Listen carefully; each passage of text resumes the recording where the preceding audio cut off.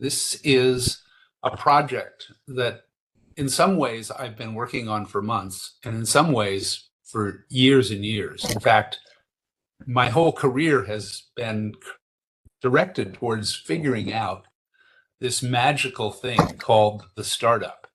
And this is my set of observations, almost my theory about how to do this and what you can learn. And it's more than just about doing a startup. A startup is a vehicle for learning, it's a vehicle for contributing to the well being of others. And I think those are noble goals. So I put this course together to really touch on 10 topics, the basics, the key question of markets, users, and products. How do you raise money?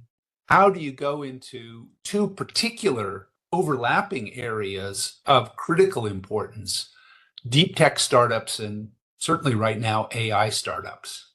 And that involves a lot of particular skills in working with customers, in doing product development, in doing the basics of running the business, finance and administration. And then we'll finish up talking about things that go wrong and how you respond to them, and wrap up talking about communication and culture and team building.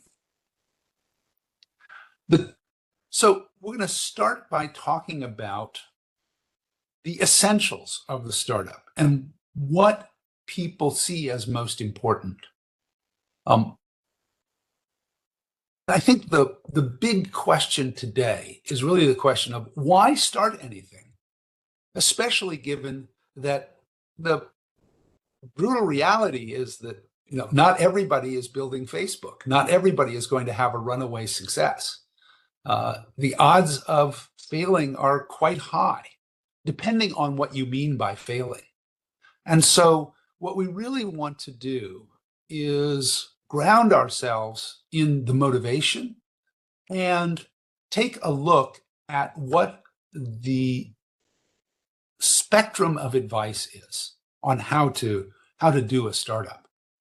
And I think it's important to think about both what your motivation is and what the prerequisites are. What are the things that you should have a handle on as you go into it? I think people's motivations are diverse, but it often includes a drive to create something important. People want to see a product in the marketplace. They want that experience, that development of skills. They want to work with a team. They want that sense of impact on the world. Of course, they also almost always want to make some money on the way. They want to be well paid for that effort. They may even see it as a path to changing their lifestyle through a runaway financial success. There are lots of ways to make money in the world, and startups are one of them. But I think if your goal is purely financial and you don't have that much interest in product or team or skills, you may be disappointed by the process. Because if you do a pure, risk-adjusted present value of your startup effort, it may not be a great equation for you. And so you have to think about the whole package of motivations, not just the financial one. And in fact, people who are unsuccessful in their startups often come away with great success in terms of the impact that they've had, the skills that they've learned, the professional relationships they've made, and their readiness to take on new risks, both in the professional and the non-professional world. If you look at prerequisites, I think it is important, especially in a leadership position, to have that ability to understand other people, to understand your customers, to understand the team you work with, and to provide guidance and confidence for them, to be able to provide a sense of direction and a sense of mission, which is the essence of leadership. I think it's also important to have some insights, some ideas of what you think could exist but doesn't yet exist. And this can be both technical insights. Here is a technology or a method that could be applied in novel ways or could be pushed another step forward that hasn't been done before, or an insight about the market, about what people need and would be willing to spend time and money on.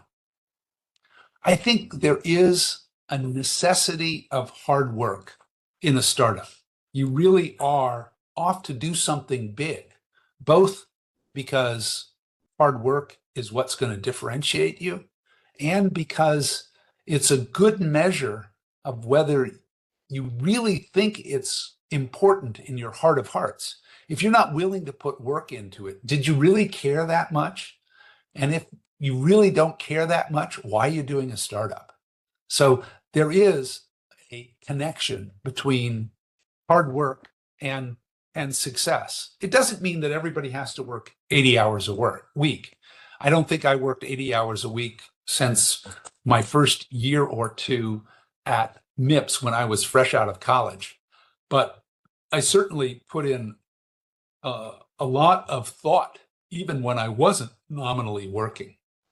And I think that doing a startup requires a level of risk tolerance. You need to be able to cope with uncertainty. You have to be able to live with the fact that things really could go wrong, and it could be because of you. And that takes a certain amount of grit, I suppose, to deal with. But it's enormously important because risk tolerance allows you to do things that 90% of people with the same management experience, with the same technical insight that you have, wouldn't choose to do because they need more certainty about the outcomes.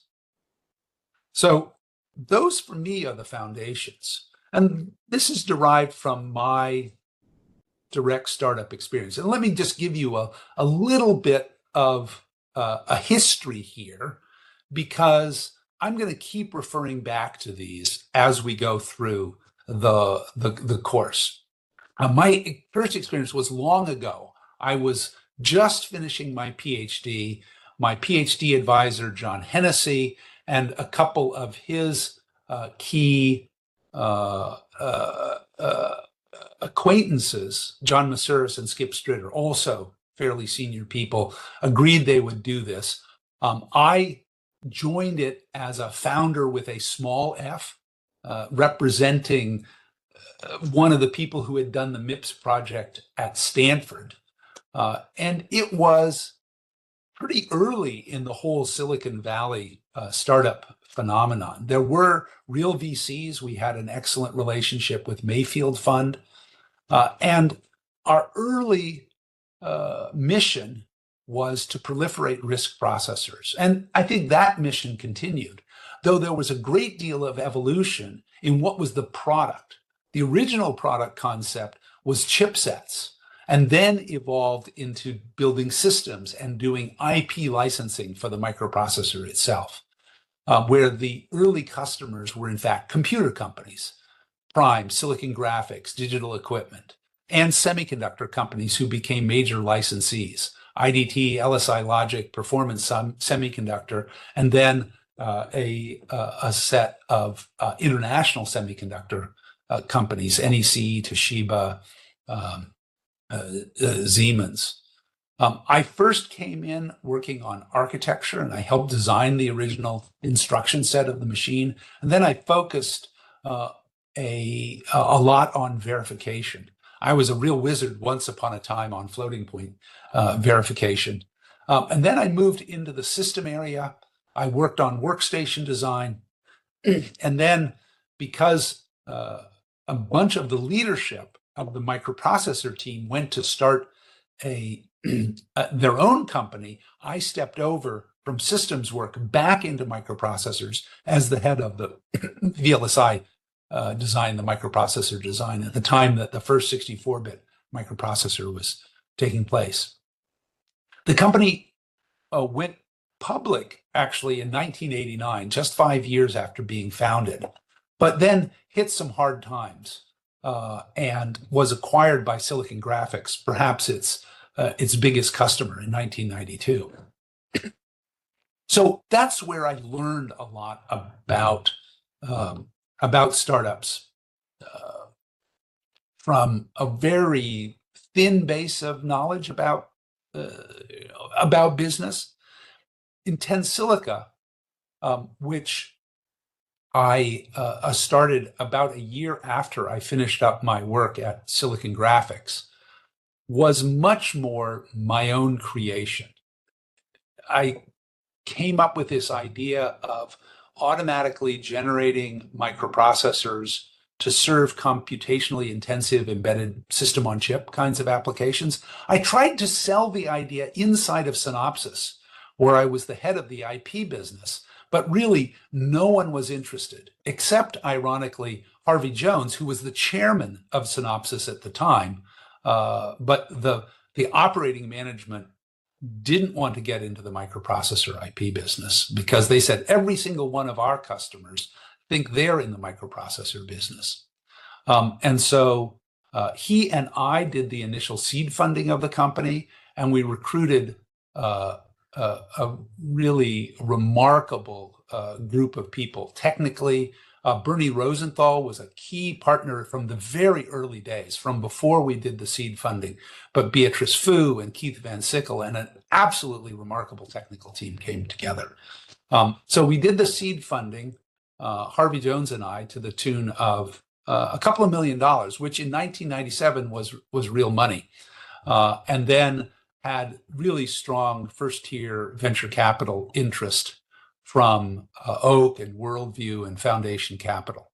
I think partly on the strength of the team, probably a bit because of the strength of Harvey Jones's reputation, but it was also at a time when we were funding 98 and 99 that it was the start of the dot-com boom, and funding was relatively easy at that time.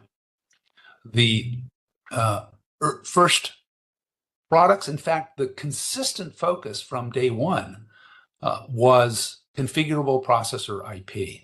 We had early customers like ST and Cisco and Zilog and Canon. And I was the CEO for the first 12 years. In 2009, I decided we needed to bring in some more talent.